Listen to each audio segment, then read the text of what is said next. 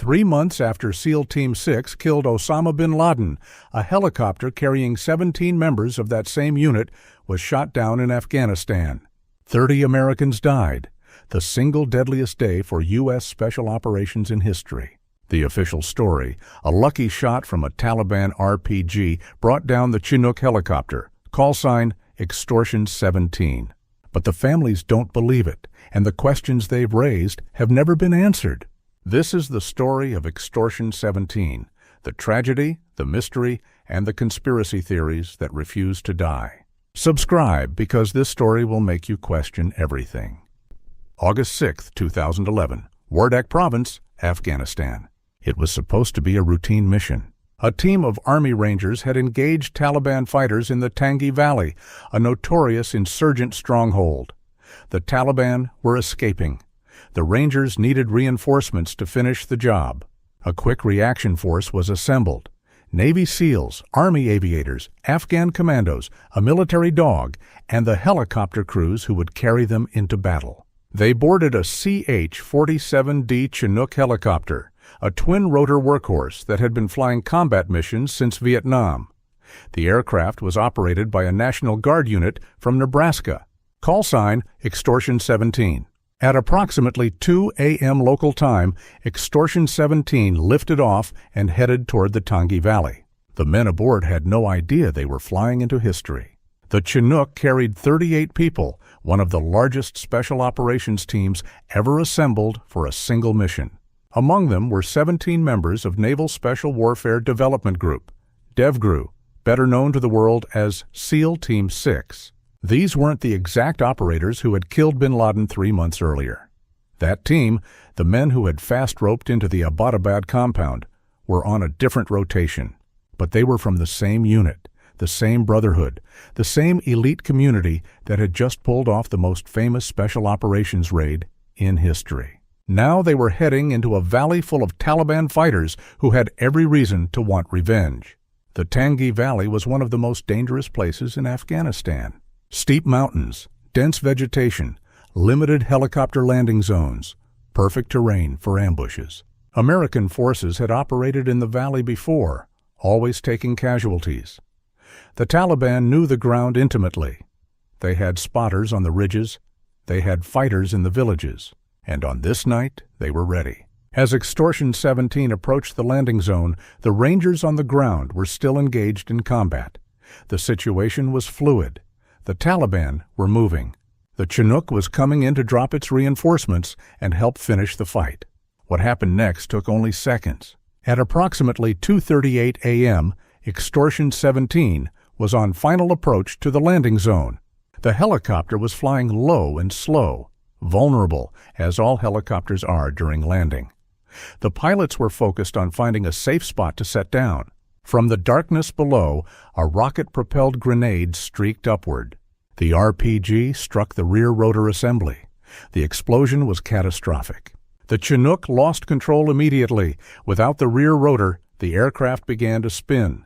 There was no time to recover, no time to auto-rotate, no time to do anything. Extortion 17 fell from the sky and crashed into the valley floor. The fireball was visible for miles. 38 people were aboard. 30 were Americans. 8 were Afghans. None survived. It was the single deadliest incident for U.S. forces in the entire Afghanistan war. The single deadliest day for naval special warfare since World War II. The single deadliest day for U.S. special operations ever. In an instant, America lost some of its most elite warriors. The men who died aboard Extortion 17 were the best of the best. 17 were Navy SEALs from DEVGRU. Chief Petty Officer Brian R. Bill, Chief Petty Officer John W. Face, Petty Officer First Class Kevin A. Houston, Lieutenant Commander Jonas B. Kelsall, Master Chief Petty Officer Louis J. Langles, Chief Petty Officer Matthew D. Mason, Chief Petty Officer Stephen M. Mills, Chief Petty Officer Thomas A. Ratzlaff, Senior Chief Petty Officer Robert J. Reeves, Petty Officer First Class Derek C. Benson, Chief Petty Officer Christopher Campbell, Petty Officer First Class Jared W. Day, Chief Petty Officer John W. Dwangdara with Military Working Dog Bart, Chief Petty Officer Michael J. Strange, Petty Officer First Class John T. Tumelson, Chief Petty Officer Aaron C. Vaughn, Petty Officer First Class Jason R. Workman. 5 were Naval Special Warfare Support personnel, cryptologists, technicians, and explosive ordnance disposal experts. 5 were Army aviators from the 158th Aviation Regiment, the pilots and crew chiefs who flew the Chinook. 3 were Air Force Special Tactics operators, combat controllers, and pararescue men, among the most elite airmen in the service. And 8 were Afghan commandos, partnered with the Americans as part of the coalition mission. All gone in seconds. The news shocked America. Just 3 months after the bin Laden raid, the nation learned that 17 members of SEAL Team 6 were dead. The media initially reported, incorrectly, that the men killed were the same operators who had raided Abbottabad. This wasn't true, but the connection was clear. The Taliban knew who SEAL Team 6 was. The whole world knew after May 2, 2011. And now, Taliban fighters were celebrating the shootdown. They released statements taking credit. They called it revenge. For many Americans, it felt like the enemy had struck back. The military launched an investigation. A formal inquiry led by Brigadier General Jeffrey Colt examined every aspect of the incident. The investigation took months and produced a detailed report. The official conclusions. The shootdown was the result of a lucky shot by a Taliban fighter armed with an RPG-7, a common inexpensive weapon that had been shooting down helicopters since the Soviet War in the 1980s. The Taliban had observed the initial Ranger engagement and positioned fighters along likely helicopter approach routes.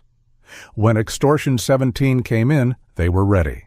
The helicopter was not specifically targeted because it carried SEAL Team 6. The Taliban fighters on the ground had no way of knowing who was aboard. It was simply the helicopter that appeared in their sights. The investigation found no evidence of a leak, no evidence of betrayal, no evidence that the mission was compromised from the inside.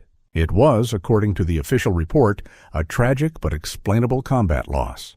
The families didn't accept it. From the beginning, the families of the fallen had questions. As they learned more about the mission, their questions multiplied.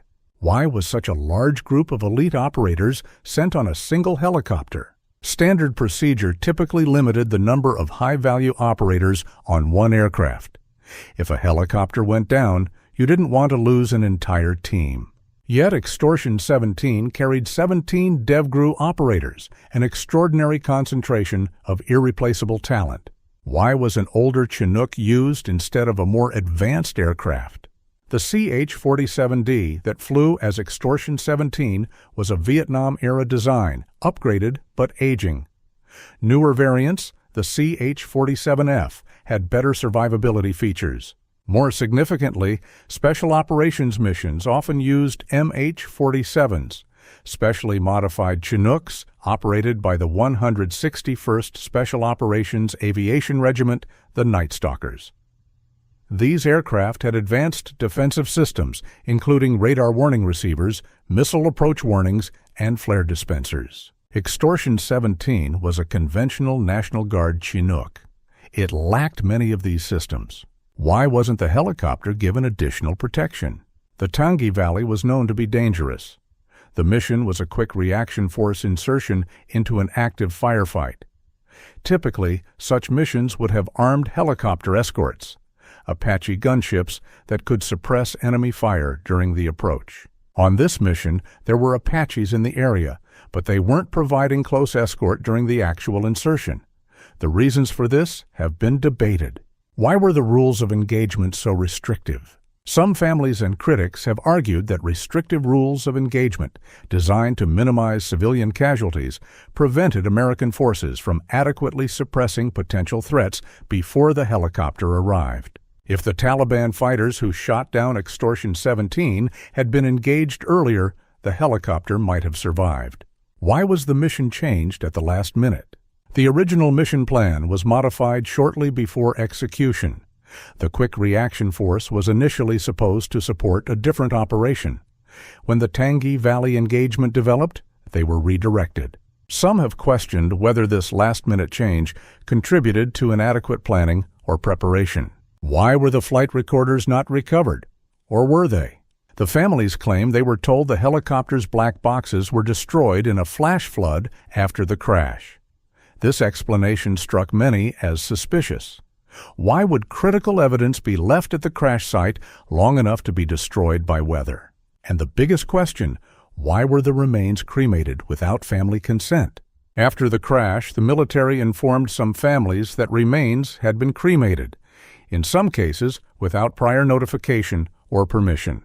The official explanation was that the condition of the remains after the crash and fire made identification and individual handling difficult.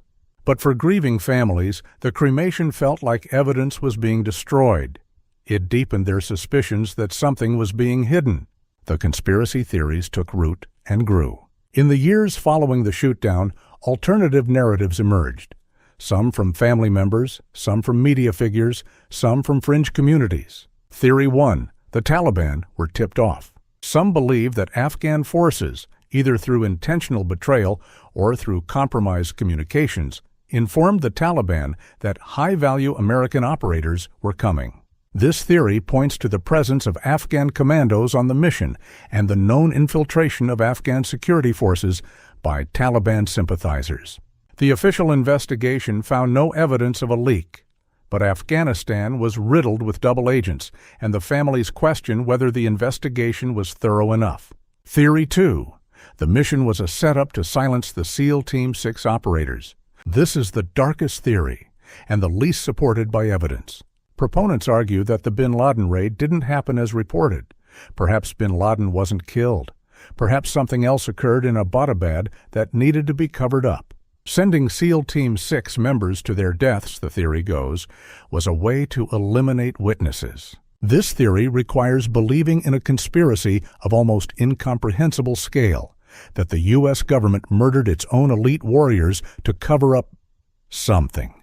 There is no credible evidence for this. The families who lost loved ones deserve better than to have their grief exploited by baseless speculation. Theory 3. The shootdown was preventable, but for incompetence. This is the most plausible critique, not a conspiracy, but a failure. Poor planning, inadequate air support, a helicopter without proper defensive systems, rules of engagement that tied commanders' hands. This theory suggests that Extortion 17 was lost not because of betrayal, but because of systemic failures in how the mission was conceived and executed. The men aboard deserved better leadership, better equipment, better support. They didn't get it. If this is true, it's still a scandal, just a different kind. The official investigation addressed many of these concerns. General Colt's report examined the helicopter selection, the mission planning, the rules of engagement, and the operational timeline. It concluded that while improvements could be made, the fundamental decisions were sound, given the information available at the time. But investigations conducted by the military into military operations have inherent limitations. There are institutional incentives to minimize findings of fault. The families believe the investigation was incomplete.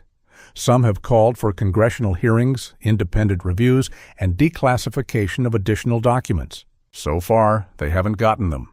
What we know for certain is this. On August 6, 2011, a Taliban fighter fired an RPG at a Chinook helicopter and brought it down. 30 Americans and 8 Afghans died. 17 of those Americans were members of the most elite special operations unit in the world.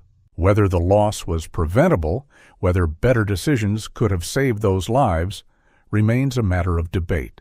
But the loss itself is undeniable. The grief is real, the questions linger. The families have never stopped fighting. Charles Strange, father of Petty Officer First Class Michael Strange, has been one of the most vocal critics. He's appeared on news programs, testified before unofficial hearings, and demanded answers. Billy Vaughn, father of Chief Petty Officer Aaron Vaughn, wrote a book about his son's death and the questions surrounding it. Karen Vaughn, Aaron's mother, has become an advocate for military families and a critic of policies she believes endangered her son. These aren't conspiracy theorists on the internet. They're Gold Star families who lost their children in service to the country. They deserve to be heard, even when their questions are uncomfortable. The men of Extortion 17 are now memorials and memories. Aaron Vaughn's name is on the Navy SEAL Memorial in Virginia Beach.